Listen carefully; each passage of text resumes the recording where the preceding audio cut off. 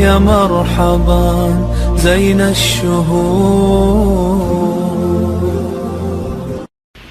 رمضان شہر الرحمت والبرکہ.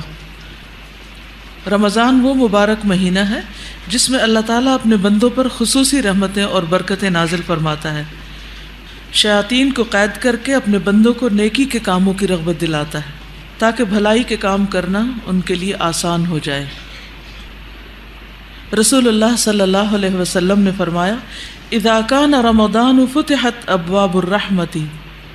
جب رمضان کا مہینہ آتا ہے تو رحمت کے دروازے کھول دیے جاتے ہیں.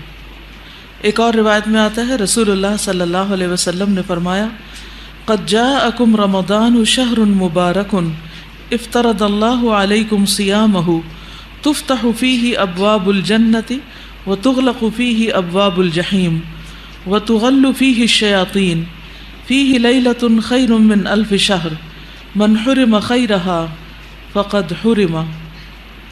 تحقیق تمہارے پاس رمضان آیا ہے، یہ برکتوں والا مہینہ ہے. اللہ تعالیٰ نے اس کے روزے تم پر فرض کیے ہیں. اس میں جنت کے دروازے کھول دیے جاتے ہیں اور جہنم کے دروازے بند کر دیے جاتے ہیں، شیاطین جکڑ دیے جاتے ہیں. اس میں ایک رات ہے جو 1000 مہینوں سے بہتر ہے. جو اس کی بھلائی سے محروم رہا تحقیق وہ محروم ہی رہا. اب سوال یہ پیدا ہوتا ہے کہ اللہ سبحانہ وتعالیٰ کی رحمت کے خزانے تو بھرے ہوئے ہیں اور اس کی رحمتوں کا نزول بھی ہو رہا ہے، لیکن وہ کون سے کام ایسے ہیں، وہ کیا طریقہ ہے ایسا کہ جس سے ہم اس رحمت کے مستحق قرار پائیں؟ آپ میں سے کتنے لوگ بل گیٹ کو جانتے ہیں؟ کافی لوگ. جی، بل گیٹ کس لحاظ سے مشہور ہے؟ مائکروسافٹ کے مالک ہونے کے حساب سے، اور اس کی وجہ سے اس کے پاس مال و دولت کی بھی بہت کثرت ہو گئی. آپ اس کو جانتے ہیں؟ کیا وہ بھی آپ کو جانتے ہیں؟ آپ اس کے خزانوں سے کیسے فیض حاصل کر سکتی؟ کیوں نہیں کر سکتی؟ وہ تو اتنا مالدار ہے اور اتنا کچھ ہے اس کے پاس، اور اس نے اپنی کمپنی کی آمدنی جو ہے وہ چیریٹیبل کاموں میں لگا دی، تو بہت زیادہ چیریٹی کرتا ہے. پھر اس کی چیریٹی کا اثر آپ تک کیوں نہیں پہنچا؟ آپ کو کیوں نہیں مل رہا سب کچھ؟ وہ آپ کو نہیں جانتا اور آپ کی اس تک رسائی نہیں. ٹھیک ہے، نہ وہ آپ کو جانتا ہے نہ آپ اس کو جانتے ہیں، یا آپ اس تک پہنچ نہیں سکتے.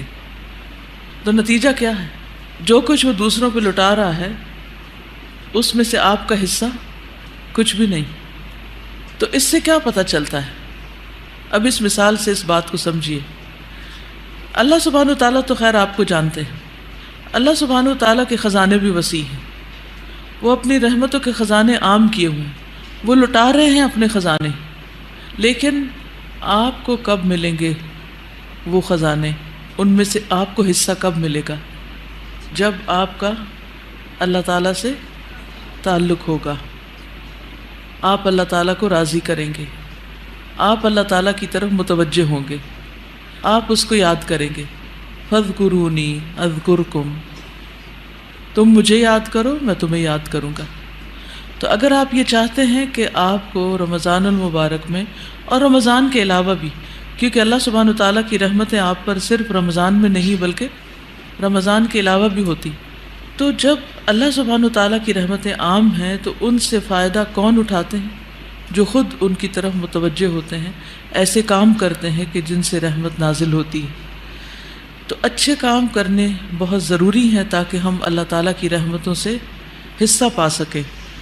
اس کے لیے اپنی عبادات کو مزید بہتر بنائیں، صدقہ و خیرات ڈیلی کریں، دوسروں کی مدد کریں، سلام کریں کثرت کے ساتھ، اور مسکراہٹ میں سبقت لے جانے کی کوشش کریں. اسی طرح اس دعا کو بھی پڑھیں، یا حی یا قیوم برحمتک استغیث اصلح لی شأنی کلہ ولا تکلنی الی نفسی طرفۃ عین. اے زندہ اور قائم رہنے والے، تیری رحمت کے سبب سے فریاد کرتا ہوں کہ میرے سب کاموں کی اصلاح فرما دے، اور پلک جھپکنے تک کے لیے بھی مجھے میرے نفس کے حوالے نہ کر، یعنی ایک لمحے کے لیے بھی مجھے میرے نفس کے حوالے نہ کر. تو اگر ہم اپنے نفس کی بات مانیں گے تو پھر یقیناً وہ برائیوں کی طرف لے جائے گا. تو اس لیے نفس سے بچنے کے لیے اللہ تعالیٰ کی پناہ لینا ضروری. اچھا، رمضان سے بھرپور فائدہ اٹھانے کے لیے ایک چھوٹی سی ٹپ آپ کو دینا چاہوں گی کہ دن میں آپ کو کئی کام کرنے ہیں. کچھ کام اجر اور ثواب کے اعتبار سے بہت بہتر ہیں، کچھ کام ایسے ہیں جو آپ کے فرائض میں شامل ہوتے ہیں.